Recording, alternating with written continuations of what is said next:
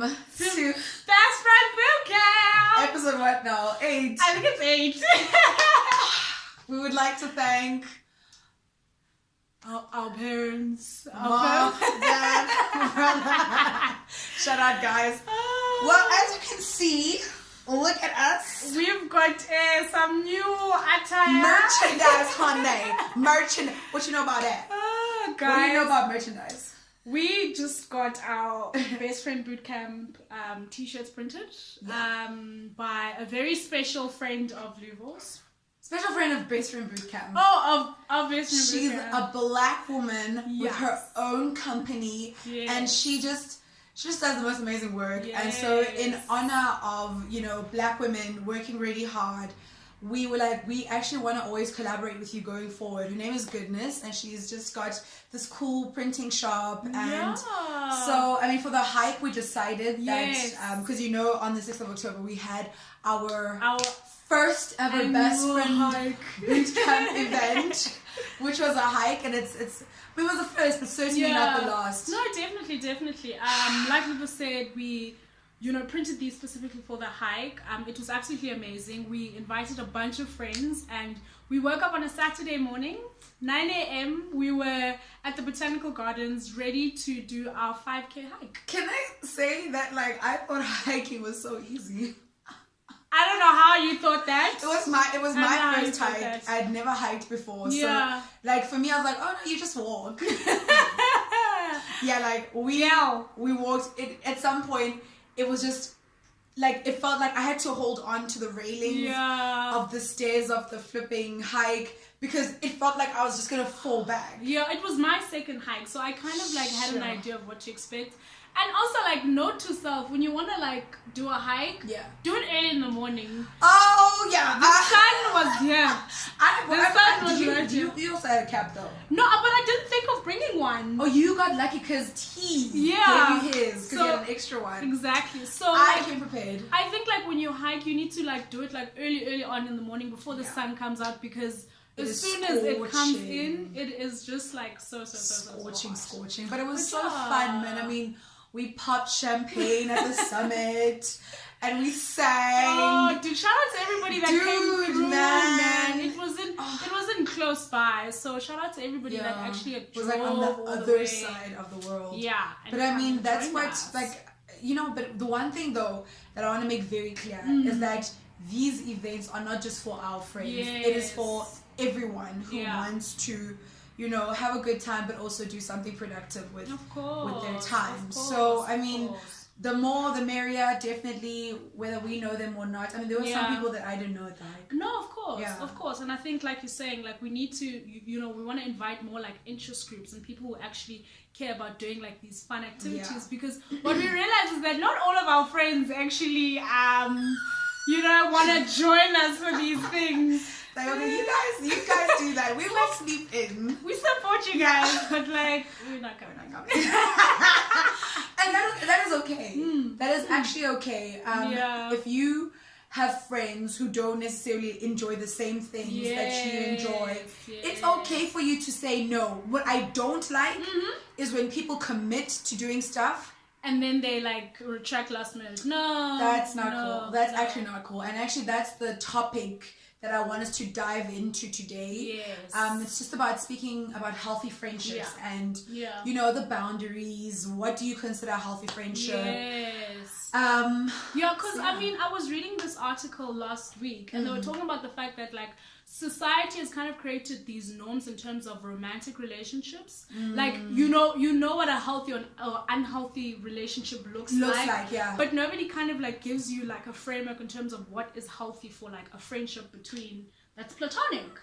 So I was just okay, that's actually quite interesting, because the people that you are surrounded with, obviously they impact the kind of person that you are and the kind of person that you want to become. So why don't we explore those healthy friendships? Exactly. This is what I always say as well. We're always saying that, I could never accept an abusive, partner. But yet we accept abuse at work. We accept abuse in friendships. We accept abuse in family relationships. And it's just why is it that you know, we accept certain things from a certain aspect of our lives, but we're not willing to apply the same principles. Exactly. And that's the one thing that I've always maintained, that I will never be abused in any situation. And I know, like, from experience, like, Luvo, like, sets, like, clear boundaries in terms of what is acceptable and what is not. She's not afraid to, like, cut people off, whereas with me, like, sometimes it takes a while for me to click that, oh my word, okay, I think this friendship, I'm kind of being abused. It's kind of like not working out. But I'm like still trying to be nice. Because, you know, you want to, because the people that you become friends with are people that you generally, like, you support and you want them to succeed. And then you don't realize that, like, not everybody that you start off with, like, you are meant to be friends with. And that's okay. It really is. You know what, the one thing that I learned from an old friendship of mine that ended, it was like, you can force a friendship to happen, but eventually it's almost like the universe just like starts making you guys clash. Exactly. So even if you guys are still trying to be friends and you guys are like, suddenly it's like, I don't have conversation for you. Exactly. And that's a tough thing. Because every time we allow, it's the awkward silence. No, but you don't want that. It's hard. And I mean, you know, there's certain things that I think you become attached to. Like, some people, you're like, oh, I've been friends with this person since we're in crèche. Or like, oh, you know, I'm this person's always around. But then, you know, as you evolve and you grow, you realize that, like, the things that used to interest you guys, like, they're not the same. They're just not the same. And it's honestly okay. And it's important to realize when that happens, or the expectations you need to have for certain friendships. But also I think it's important to talk about things. And if somebody is constantly doing something that you don't like, or for example, if you say that you don't like something and somebody suddenly like takes offense to that, and it's like an attack to them, that's also a problem. No, definitely. That says a lot. I mean, you and I, like, we have had fights. We have, like, people will think, yeah, you know, they're so cute, they started this little company, you know, together, and, you know, everything is fine and dandy, and it's like, we've actually had to work at our friendship, and we've had points where we had to hold each other accountable, and it's very uncomfortable. It's very, like, I mean, those are the conversations that grow us. Yeah, exactly. That's the thing, like, it's always awkward. Nothing confrontational is pleasant. I mean, there definitely are times when it's like, oh, do I really want this conversation? You know what I'm saying? But those kind of things are necessary for growth.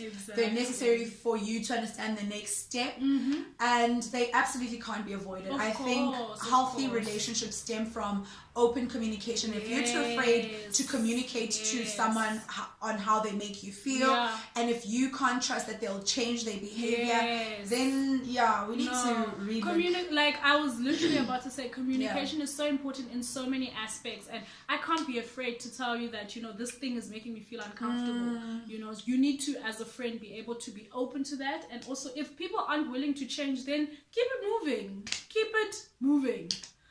But yeah, man, so like, I don't know, here's to evolving, and here's to healthy relationships, not just friendships, not just, you know, intimate relationships, but also just healthy, you know, family like relationships, or like with family as well. I'm always like, I will set my boundaries. There's no, just because we're family, you're allowed to abuse it now. No. Or like some of like your idols in terms of like friendships. No, that's an easy one. That is so easy.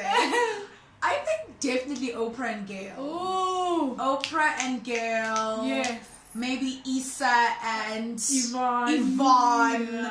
But Oprah and Gail, because they've been together for so long. And I mean, Oprah just seems like she's so supportive of Gail. And I'm pretty sure Gail also is 100%. You know what I'm saying? And they're at different like levels of the spectrum, like, because you don't want to say, oh, okay, you know, Oprah's better just because she's got more money or and bigger more platform, reach. but you find that it feels as though that their friendship is based on like authenticity, and like the fact that they support and each one another. person plays a specific role. Do you know who my faves are? Who that is? Well, they're not real life characters, but the girls from Girlfriends. Oh, okay. Tony, Joan, Maya. It was like the Lynn. It was the first time, like, I think I saw on television like good representation of like black women and like friendships and like them just going through like normal stuff, and I was like, okay, you know, this happens. Like, black women, we're not always angry, you know. No, we're not. We're just, you know, regular, and we have friends, and we have, you know, challenges that we go through. I saw like a meme sort of thing the other day that says the first generation of black women on TV who had degrees and spoke Ebonics. I love it. So they're definitely my faves. Okay.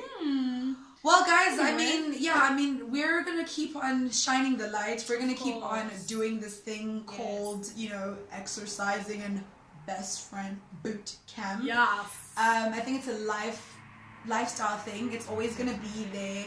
I think also the key thing to know about Bestfriend Bootcamp is that whether CPEG goes to New York one day and I'm in South Africa, I'm still gonna holler and I'm still gonna be like, are you still doing this and this and this? So like, I think Bestfriend Bootcamp is an accountability thing in a sense that we hold each other accountable even if we're not there physically together. Of course. And it's a lifelong journey. It's a journey. It's a lifelong journey because as individuals we're going through our journeys. So it's always nice to share it with other people.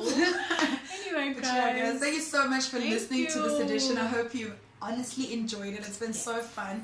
We look so cute, man. Right? I love it. I feel like we should have an outro. We build it up. We build it up. I don't know we that song. build it up.